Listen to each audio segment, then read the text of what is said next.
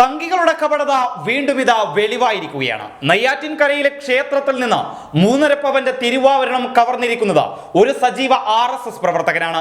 നെയ്യാറ്റിൻകര ക്ഷേത്രത്തിൽ നിന്നും 3.5 പവന്റെ തിരുവാഭരണം കവർന്ന പൂജാരി ശങ്കരനാരായണനെ ഇതിനോടകം പോലീസ് പൊക്കിയിരിക്കുകയാണ്. കൊട്ടാരക്കര തേവന്നൂർ സ്വദേശിയായ ശങ്കരനാരായണൻ സജീവ RSS പ്രവർത്തകനും BJP അനുഭാവിയുമാണ്.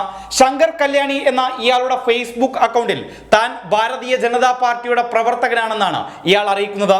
കൂടാതെ നരേന്ദ്രമോദിയുടെ ചിത്രമടങ്ങിയ NDAയുടെ പ്രചരണ പോസ്റ്ററും ഇയാളുടെ കവർ ഫോട്ടോയിൽ കാണാം.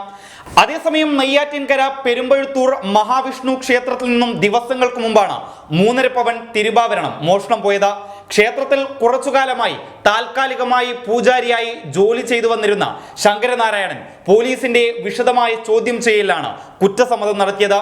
തിരുവാഭരണം കൊട്ടാരക്കരയിലുള്ള ഒരു ബാങ്കിൽ പണയത്തിലാണെന്നും പ്രതി പറഞ്ഞു. നാട്ടിലെ സജീവ RSS പ്രവർത്തകനായ ശങ്കരനാരായണൻ BJP അനുകൂല പോസ്റ്റുകളുമായി ഫേസ്ബുക്കിലും സജീവമാണ്. തേവന്നൂർ പഞ്ചായത്ത് തേവന്നൂർ വാർഡിൽ തന്നെയാണ് ഇയാളുടെ വീട്.